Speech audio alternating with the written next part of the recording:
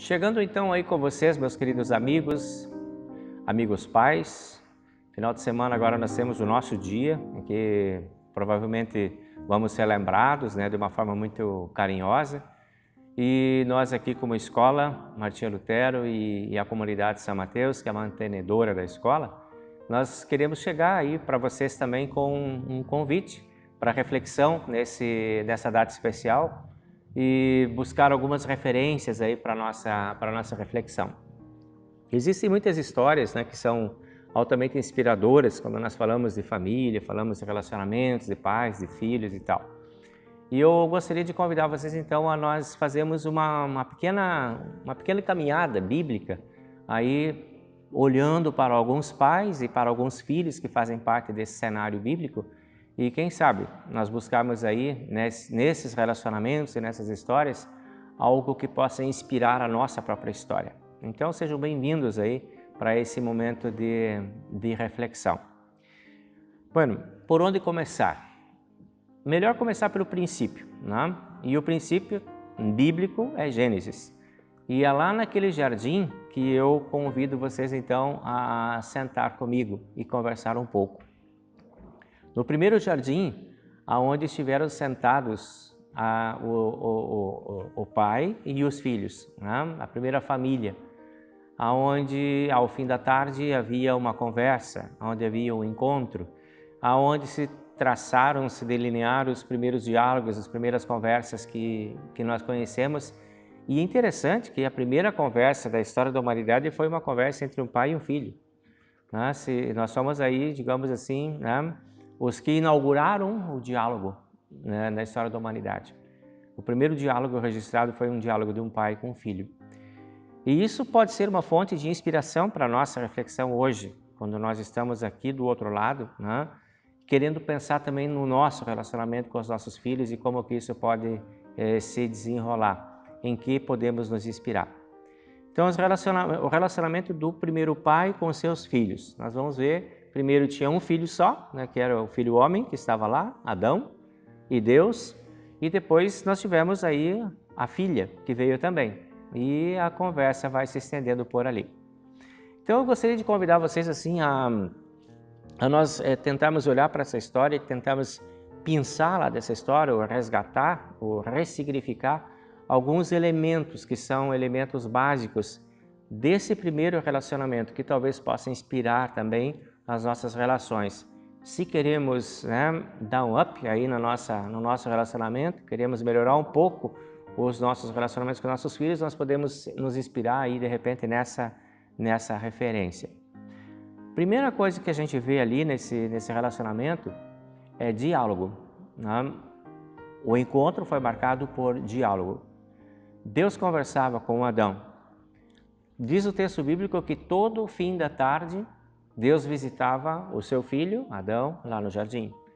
E ali uma conversa, Será uma conversa agradável, uma conversa de como é que você está, o que você fez, como é que foi seu dia. Eu sempre digo que se essa história tivesse acontecido no Rio Grande do Sul, certamente teria uma cuia e um bom chimarrão rodando lá no final da tarde nessa conversa. Uma conversa agradável entre pai e filho. Diálogo. Marcou o relacionamento dessa família, desse pai e desses filhos lá no jardim. O quanto é importante a gente poder olhar hoje quando nós queremos que as nossas relações elas sejam mais afinadas, de acordo com as nossas expectativas, de acordo com as nossas necessidades, de acordo com os nossos desafios, que a gente tenha como um elemento importante, claro, de manutenção dessa relação, o diálogo, que é então aquela capacidade de, através da conversa, através da fala, encontrar o outro, eu ser encontrado pelo outro. Outro elemento importante, falei para vocês que no final da tarde sempre Deus vinha para lá, para conversar com Adão e Eva. O compromisso. O pai sempre comparecia no final da tarde. Todas as tardes ele estava lá. Tinha horário marcado, quem sabe, sei lá, como é que era ao cair da tarde, o sol se pôr um pouquinho antes, mas o pai comparecia. Compromisso é algo muito importante entre um pai e um filho. Compromisso assumido, compromisso cumprido. É muito ruim quando a gente pensa nas relações onde se assume um compromisso e não comparece. Os motivos muitas vezes impedem a gente, né? Os motivos podem ser muito fortes, mas em se tratando de uma relação de pai e de filho, deveríamos ter realmente como um princípio, né? De que o nosso compromisso com o nosso filho fosse ser abalado só em última circunstância, que a gente não deixasse um filho esperando, esquecido, ou, enfim, abandonado lá, esperando uma hora que não sabe quando é que esse pai vai chegar. Então, o pai sempre comparecia. Esse compromisso era muito importante naquela relação e foi base de sustentação para aquela relação. Uma segunda dica, tá, que a gente tem aí para a gente poder pensar no nosso relacionamento com nossos filhos. Outro detalhe importante que tinha lá era o interesse do pai querer saber como é que estava o filho. O pai é que vinha visitar o filho, o pai é que vinha ver como é que foi o dia do filho. Isso me parece, assim, me deixa pensar, perceber ou entender de que havia um interesse da parte do pai no que estava acontecendo na vida do filho. E vinha para conversar, não vinha para pedir relatório, mas vinha para conversar. E essa ideia pode ser uma ideia muito interessante também para as nossas relações, de nós demonstrarmos real interesse nas necessidades do nosso próximo, dos nossos filhos especialmente, de podermos com eles pautarmos uma relação que seja abarcada pelo interesse. Não apenas uma curiosidade, mas de querer saber como está, de querer saber como está funcionando, de querer saber o que está sentindo e de ter tempo para poder ouvir. E não apenas lançar perguntas e sair para o outro lado, mas a gente poder ter esse tempo e esse interesse. Me passa também outro detalhe dentro dessa relação, que era em relação à atribuição das responsabilidades. Veja que Deus deu para Adão tarefas, responsabilidades. É tua responsabilidade cuidar do jardim e dos animais. Então a relação era uma relação pontuada por isso também, de que o pai sabia o que precisava ser feito e o pai atribuiu ao filho participação, deu significado para a relação. Não era um pai super protetor que podia fazer todas as coisas, mas era um pai que queria o filho como parceiro e permitiu ao filho ser parceiro e abriu espaço para essa parceria. Deu atribuições para um filho, atribuições que certamente o filho poderia cumprir. Isso pode ter sido um lubrificante muito importante dessa relação de pai e filho, porque o filho, com certeza, ao ser visto assim como alguém capaz de fazer e sentido prazer em se ver assim capaz, pode ter encontrado felicidade também, né? Pode ter encontrado muita estabilidade, de confiança, porque o pai acreditava nele e o pai, Deus, acreditava naquele filho e foi dando para ele atribuições. Mas foi muito importante também um outro detalhe que a gente vê ali, a noção da autoridade. O pai era claro na relação com o filho. O pai disse para o filho: isso você pode, isso você não pode. Isso te é permitido, isso não é permitido. Aqui estão as duas árvores, a árvore do conhecimento do bem e do mal e a árvore da vida. Você não deve mexer nessa aqui, porque essa aqui tem consequências. E eu vou te dizer quais as consequências. E Deus disse: certamente no dia que você comer isso aqui, você vai morrer. Você vai ter problemas sérios. Vejam que interessante. O pai que conhece a história, o pai que conhece a vida e as implicações dessa vida, comunica ao filho com autoridade. Não pode fazer isso. Essa noção de autoridade é uma noção muito importante que o filho tenha em relação ao pai para se sentir seguro. Não é um pai que inventa qualquer coisa, mas é um pai que sabe das coisas e que instrui para aquilo, mas que mostra conhecimento e que demonstra autoridade sobre o assunto. E dá essa segurança para o filho, porque essa noção de autoridade, ela empresta segurança para a criança, para o filho, para o jovem, para o adolescente, nas relações que nós temos hoje. Então, regras claras sobre o que fazer e o que não fazer. É importante que a gente tenha essa noção para também trabalhar com nossos filhos. E aqui eu quero fazer um ponto de reflexão especial com você, no sentido da autoridade. Como é que nós podemos entender a autoridade? Existem algumas alguns equívocos às vezes que confundem um pouco esse campo aí do exercício da autoridade. Eu associo autoridade e encontro o significado da palavra autoridade em autoria. Deus é o autor do Adão. Deus é o autor da vida do Adão. E Deus, como autor, Ele está olhando para a sua obra, para aquilo que Ele fez. A autoridade tem a ver com o autor. O autor de uma obra cuida da obra. Ele protege a obra. Ele guarda a obra. É um cuidado especial que o autor tem com as suas obras. E Deus demonstra isso em relação a Adão. E aí temos aqui um ponto bem importante, porque às vezes o que a gente percebe é que as pessoas às vezes confundem autoridade com poder. De ter um poder sobre alguém, isso é minha autoridade, eu tenho que impor a minha autoridade. Autoridade não é algo para se impor, a autoridade é algo para se exercer. Quando você está falando em impor, você está falando em força, em poder. Quando você está falando em exercer, você está pensando de repente em cuidado, em carinho, em manutenção. Essa noção de autoridade, ela precisa estar muito clara também na nossa cabeça quando nós pensamos em relação aos nossos filhos para estabelecer essa diferença. A autoridade tem a ver com cuidado, tem a ver com proteção. E era isso que Deus queria fazer com Adão. E Deus queria ser conhecido por Adão como alguém que poderia cuidar dele. Autoridade tem a ver com proteção, porque Deus queria proteger aquele ser que estava no jardim, cuidando bem, porque era a obra-prima da sua criação, era a coroa da sua criação. E Deus o amava muito, assim como nós amamos os nossos filhos.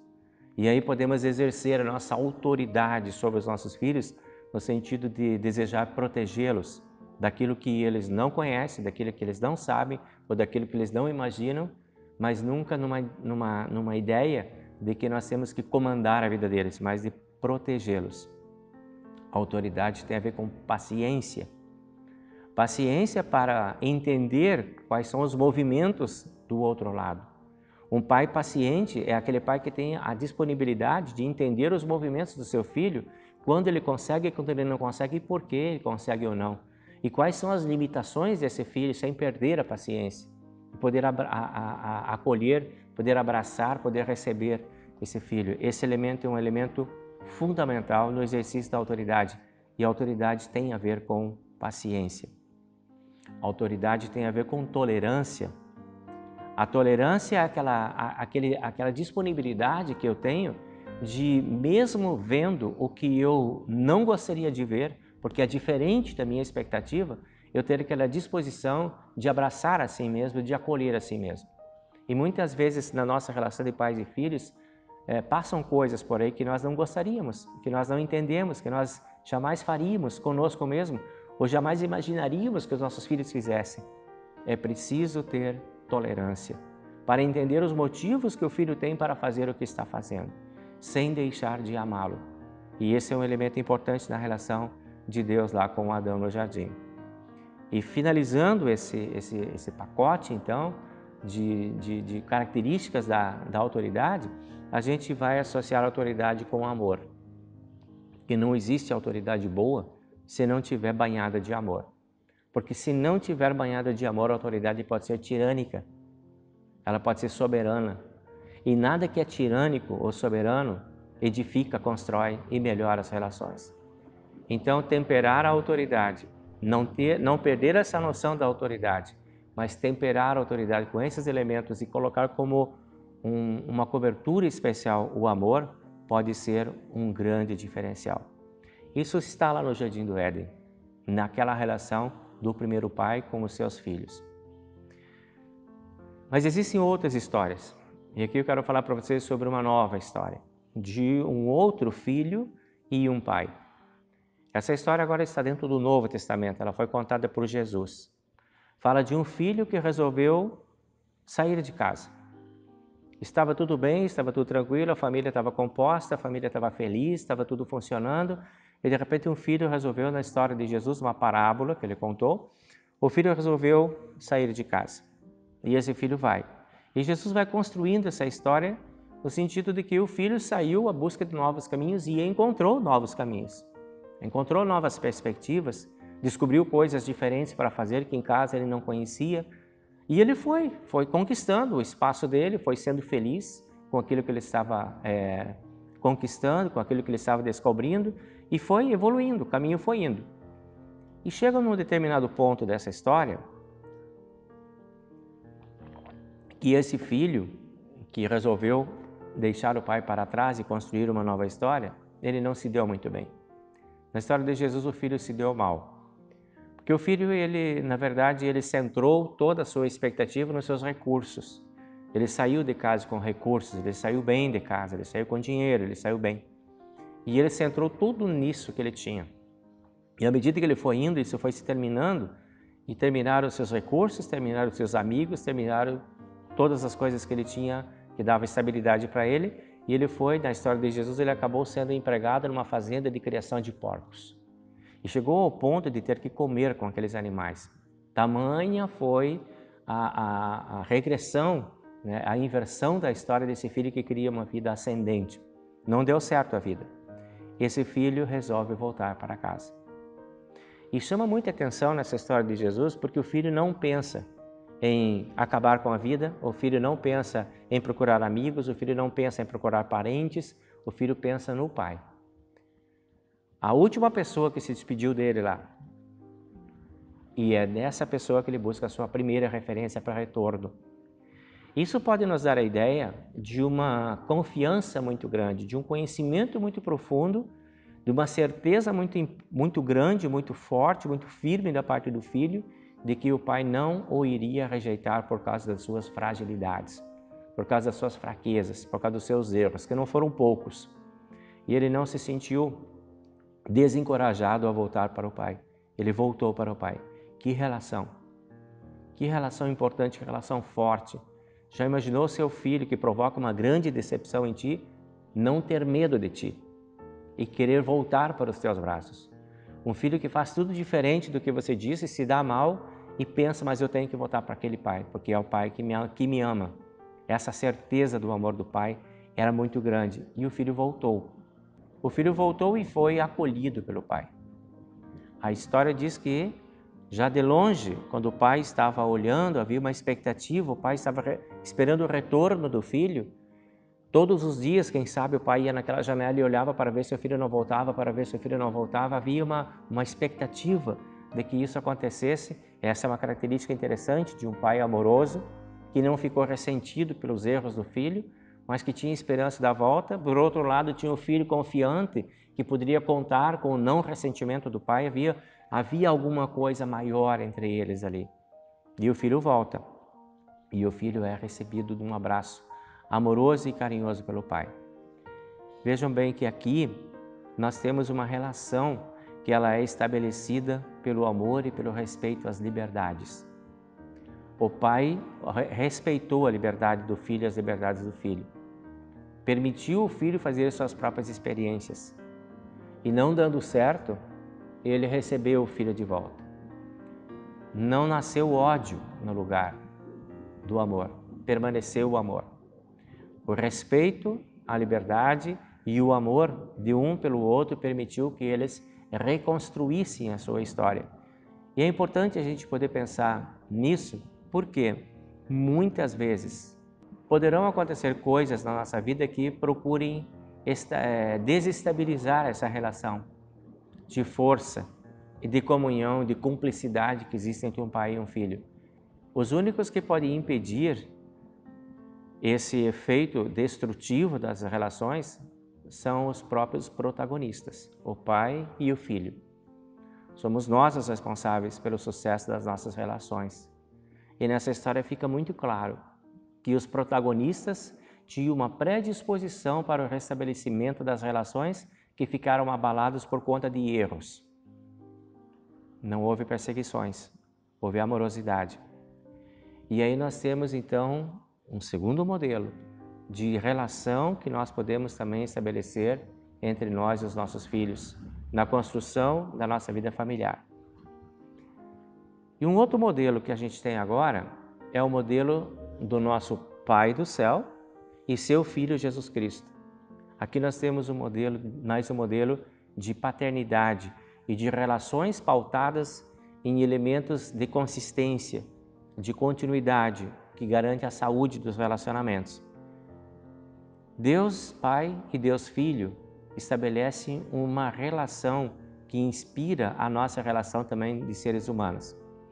Quando o Pai eterno, ele desafiou o seu Filho Jesus Cristo para uma missão difícil, ele ficou muito claro, nessa linha de relacionamento, que Deus estava disponível para o Filho, para atender ele no cumprimento da missão dele. Deus não mandou Jesus Cristo para a linha de guerra. Deus acompanhou Jesus Cristo e veio com ele para o seu grande desafio. E essa referência do Filho, com o Pai sempre foi uma referência de respeito. O Pai sempre falando do Filho e o Filho sempre falando do Pai, mas falando de bem e deixando transparecer ali uma cumplicidade de responsabilidade e de compromisso. O Pai sempre apresentou o Filho para o mundo como um fiel cumpridor de todas as regras de convívio.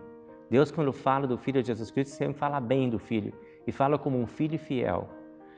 Ambos conhecem um ao outro, eles não são estranhos. O Filho fala bem do Pai, o Pai fala bem do Filho, e isso é resultado de uma intimidade relacional importante.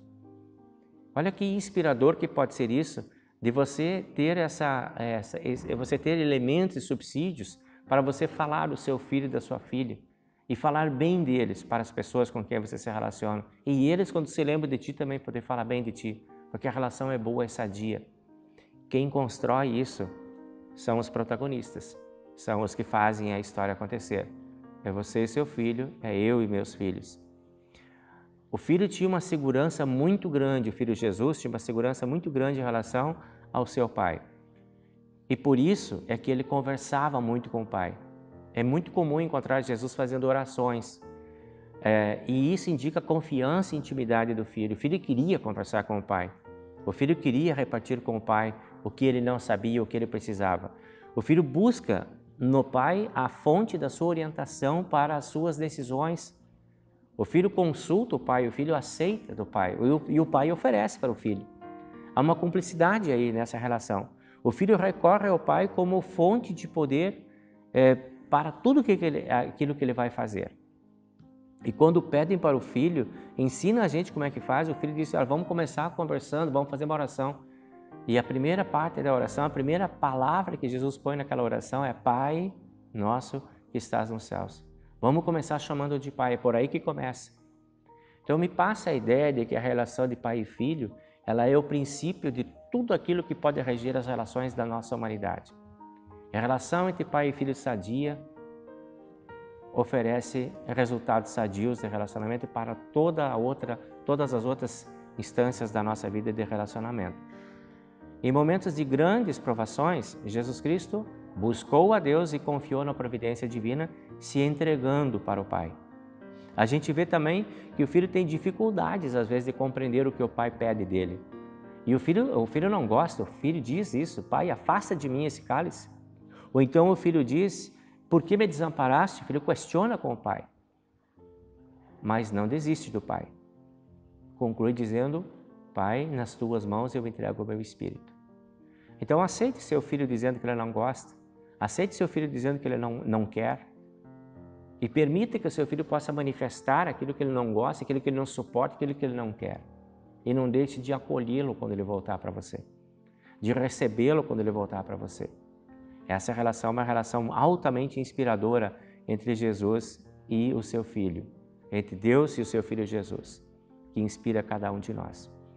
E para fecharmos então esse momento aqui, essa mensagem, eu queria deixar para vocês um texto do Antigo Testamento, que é um texto de Deuteronômio, um dos textos mais antigos bíblicos que nós temos.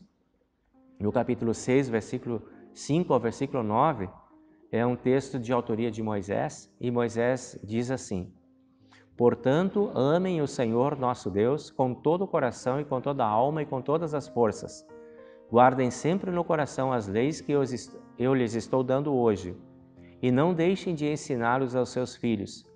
Respeitem essas leis em casa e fora de casa, quando se deitarem e quando se levantarem. Amarrem essas leis aos braços e na testa, para não as esquecerem, e as escrevam nos batentes das portas das suas casas e nos seus portões. Não deixem de ensiná-las a seus filhos. E qual que é a forma de ensinar os filhos mais forte? É você fazendo aquilo que você quer que seu filho faça. É como ele diz ali, então, respeitem quando andarem, quando levantarem, quando saírem, quando voltarem, façam daquilo que vocês desejam para os filhos de vocês o modelo de vida de vocês mesmos, sejam os primeiros a fazer, se tornem exemplos para os seus filhos. Então queremos deixar aqui para vocês o nosso desejo de que Deus abençoe vocês em todos os momentos de vocês, que Deus dê para vocês uma excelente oportunidade de refletir sobre a sua paternidade, que Deus habilite vocês, todos os pais, no cumprimento das suas responsabilidades e da sua missão paterna, que Deus encoraje vocês, todos os pais, diante dos desafios de uma excelente paternidade, e que Deus levante sobre cada um de vocês, de mim, de todos nós, o seu rosto, nos abençoe e nos guarde. Deixamos aqui para vocês, em nome da Escola Martinho Lutero e da Comunidade São Mateus, um feliz Dia dos Pais. Obrigado.